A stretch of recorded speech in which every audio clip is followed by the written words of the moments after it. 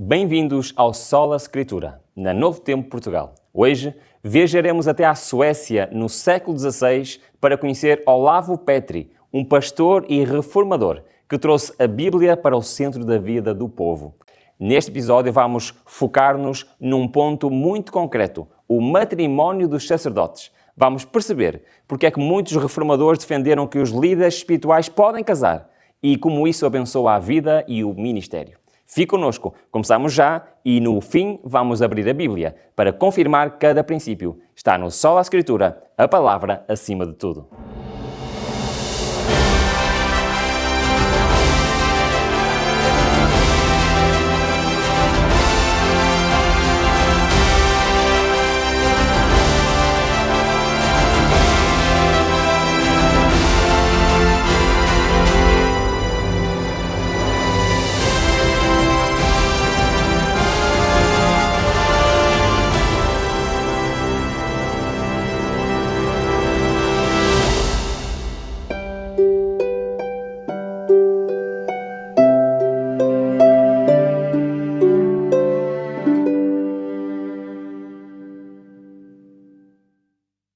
No início do século XVI, a Suécia vivia tempos de mudança. Para nós entendermos Olavo Petri, nós precisamos de recuar até aos seus primeiros anos. A família humilde, a escola do convento e a ida às universidades onde a reforma estava a nascer. Ruben, fala-nos então destas origens de Olavo Petri, onde é que ele nasceu e como é que foi a sua formação.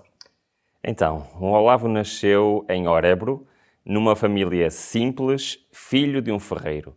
Como resume uma fonte clássica sueca, recebeu no mosteiro carmelita da sua cidade natal a sua primeira instrução. Ou seja, ele nasceu na Suécia, nesta pequena vila de Örebro. Depois de aprender as primeiras letras na sua terra, prosseguiu os estudos em Uppsala, seguiu para Leipzig e acabou em Wittenberg, o grande centro da nova reforma. Em Leipzig tomou contacto com o ambiente universitário mais tradicional, mas foi em Wittenberg que encontrou as ideias que mudariam a sua vida. Há um relato do século XIX que registra. Ele veio para Wittenberg, foi matriculado na universidade em 1516 e ali recebeu o ensino reformador de, precisamente, Lutero e Melanchthon. Ou seja, ele não só ouviu falar da reforma, mas foi um aluno direto de Lutero e de Melanchthon, vivendo com eles nas aulas e no ambiente académico. Ali, lá em Wittenberg, respirava-se teologia viva. Os debates eram intensos e havia uma visão nova da Bíblia como autoridade suprema.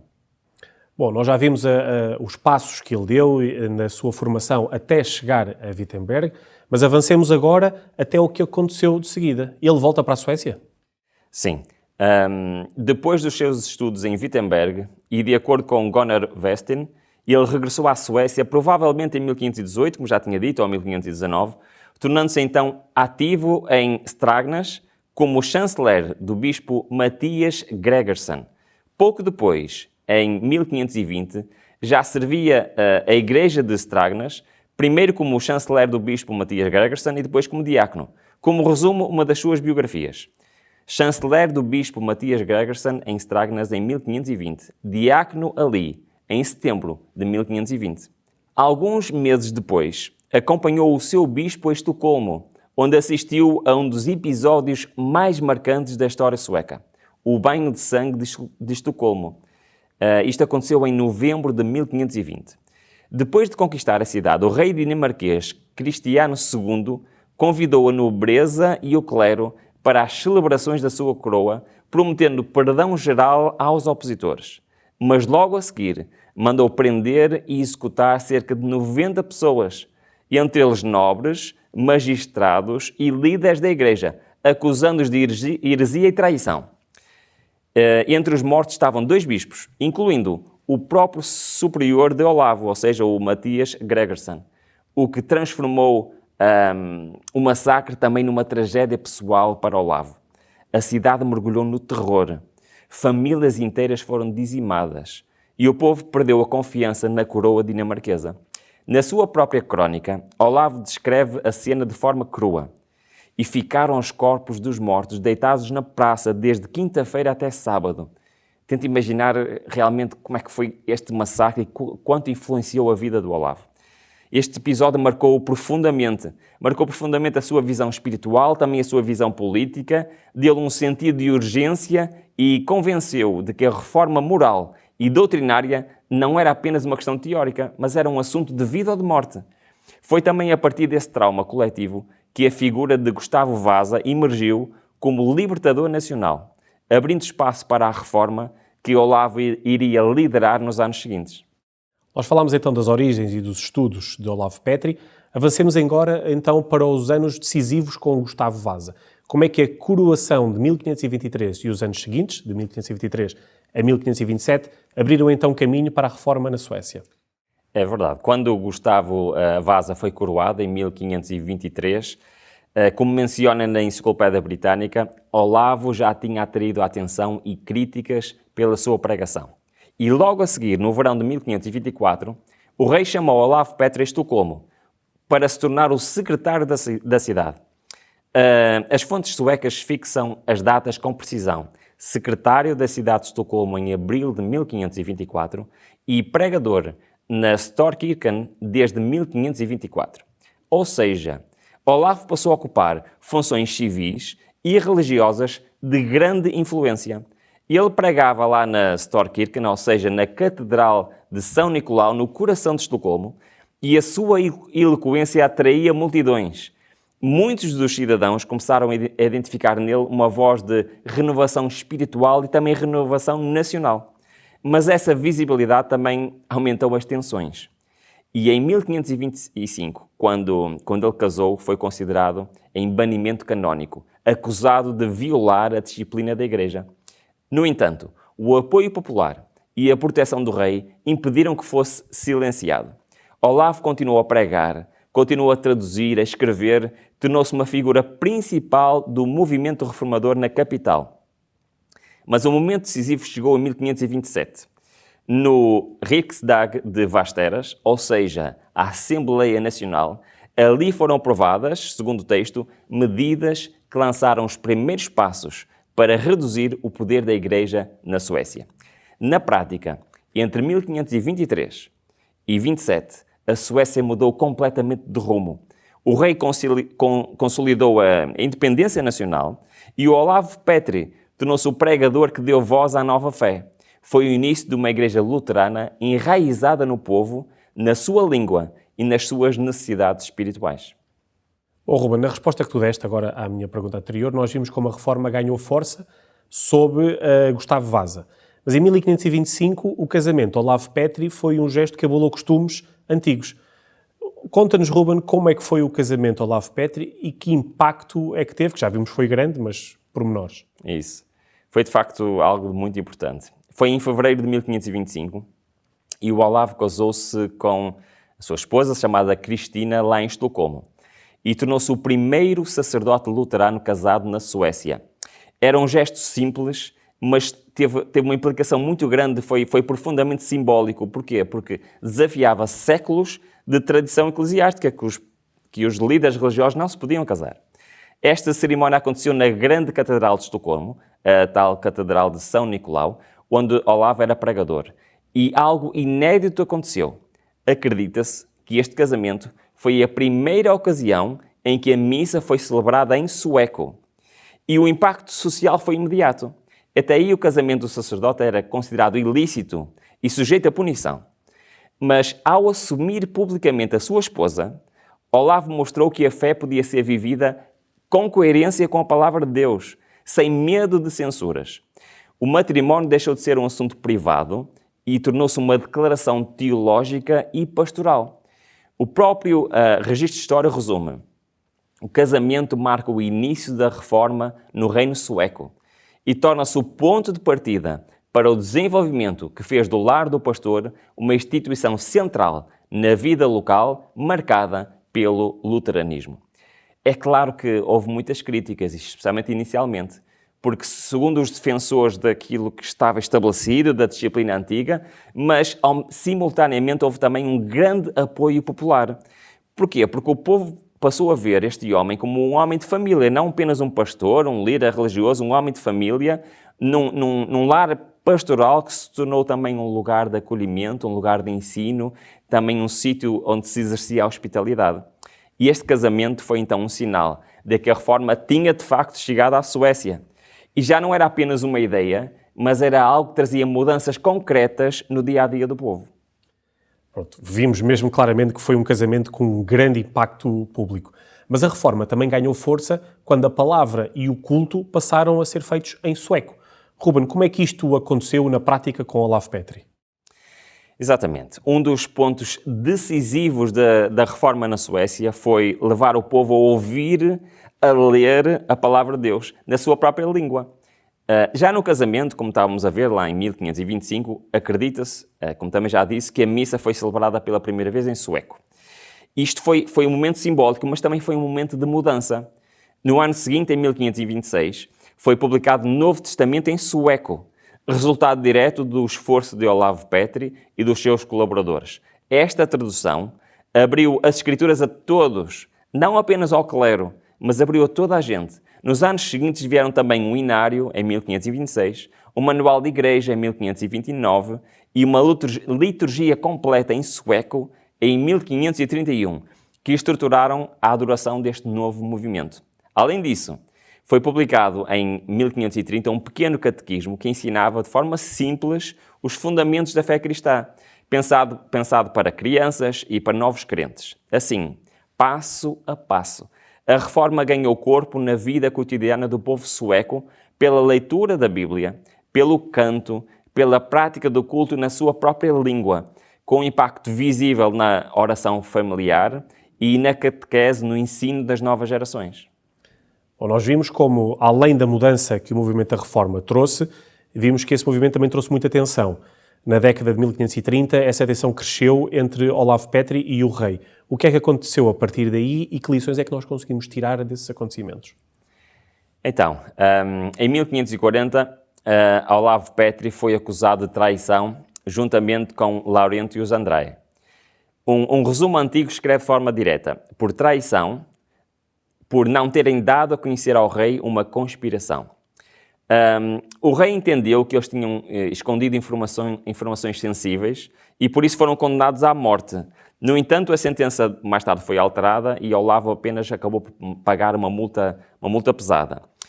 Mas este episódio mostrou que a reforma na Suécia dependia do apoio do poder político, mas também que a consciência diante de Deus não pode ser silenciada por ameaças humanas, ou seja, Olavo, apesar das ameaças, manteve-se firme. E Olavo regressou então ao seu púlpito em Estocolmo, mais cauteloso, mas sem desistir da sua missão. E a sua pregação manteve o foco na palavra, na clareza doutrinária e também na vida prática do povo. Muito bem, Ruben. No fim de contas, resumindo e concluindo, qual é que é o legado espiritual e histórico que Olav Petri nos deixa? Bem, o Olavo deixou várias influências. Por exemplo, ele deixou regras para juízos, chamadas de domregler, que são um conjunto de máximas dirigidas a juízes escritas entre 1520 e 1540. Nelas, Olavo recorda que o juiz deve ver a sua função como um mandato de Deus, exercendo justiça, mas justiça com verdade e misericórdia. Logo no tom da abertura desses textos diz: um juiz deve primeiro considerar que é um mandatário de Deus e que o cargo que exerce pertence a Deus e não a si. Este pequeno manual tornou-se um pilar do direito sueco e ainda hoje, repara Tiago, ainda hoje é citado como referência ética no exercício da justiça lá na Suécia. Mas o grande legado de Olav foi colocar a fé no coração do povo sueco, através da Bíblia e através do culto na sua própria língua, no sueco. Assim, a sua herança é dupla: um cristianismo mais bíblico e uma vida pública mais justa. Temos uma oferta especial para si, a revista O Grande Conflito. É um curso bíblico gratuito que o vai ajudar a compreender melhor os temas que estamos aqui a estudar no programa Sola Escritura. O episódio de hoje corresponde ao estudo 6, que fala sobre o matrimónio dos sacerdotes e mostra como a Bíblia ensina que o casamento é uma bênção para todos, inclusive para os líderes espirituais. Se deseja receber a sua revista em casa, basta enviar uma mensagem por SMS ou WhatsApp para o número 933 939291 e pedir o seu exemplar gratuito. Não perca esta oportunidade de aprofundar o estudo da Palavra de Deus.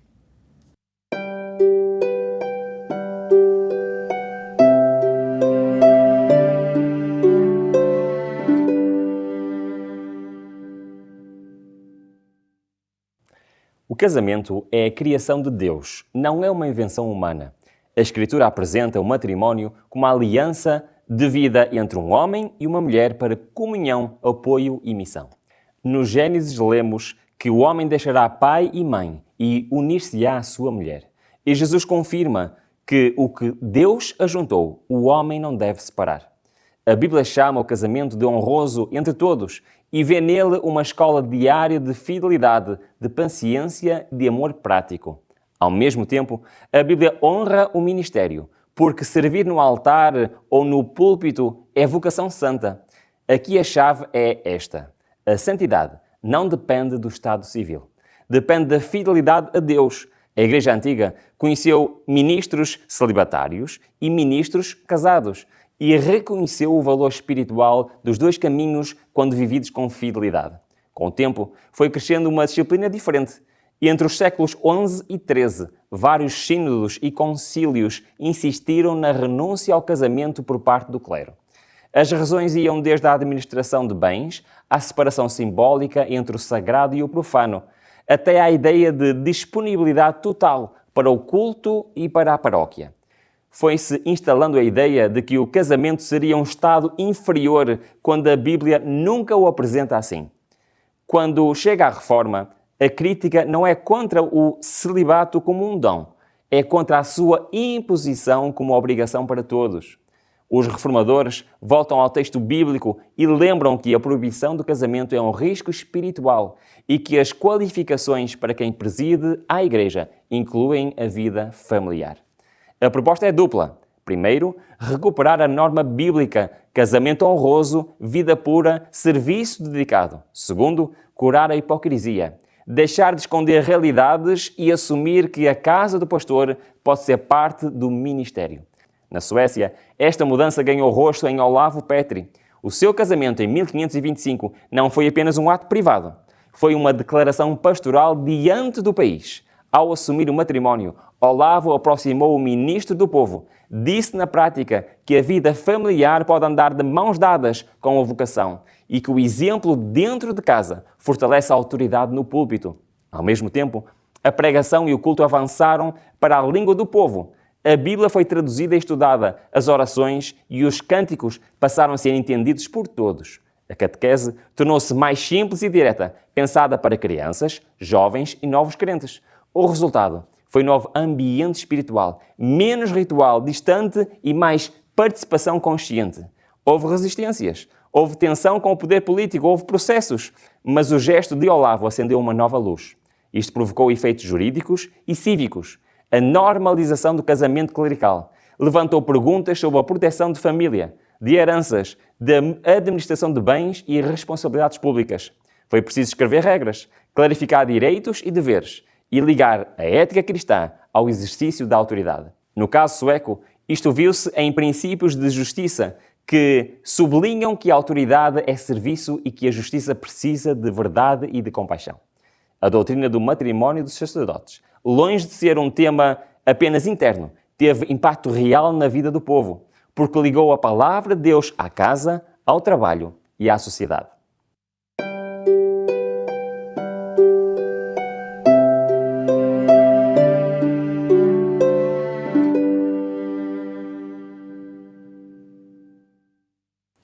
Ruben, o que nos ensina a Bíblia acerca do matrimónio? Então, Tiago, nós olhamos para a palavra de Deus e vemos que foi o próprio Senhor que instituiu o matrimónio. Logo no início, em Gênesis 2:18, diz-nos: "E disse o Senhor Deus, não é bom que o homem esteja só. Far-lhe-ei uma ajudadora idónea para ele." Em Hebreus 13:4, Paulo diz-nos: "Venerado seja entre todos o matrimónio e o leito sem mácula." Também em 1 Coríntios nós podemos ler: "Por causa da fornicação, cada um tenha a sua própria mulher e cada uma tenha o seu próprio marido."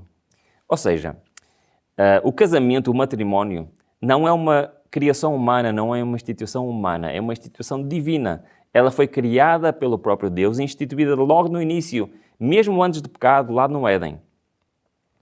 E, como diz o apóstolo Paulo, é honroso diante de Deus e deve ser vivido em pureza. Portanto, o casamento não é em si uma coisa má, mas uma coisa boa, uma instituição dada pelo próprio Deus. E ele tem uma função muito importante, nós vemos pelas próprias palavras de Paulo, que ela protege contra a imoralidade e fortalece a vida espiritual. É certo que o próprio apóstolo Paulo, ele, quando fez o seu ministério, ele não estava casado. Mas nós vemos o quê? Vemos que essa opção foi uma opção pessoal dele. Não implica que os líderes espirituais tenham que fazer celibato como Paulo fazia.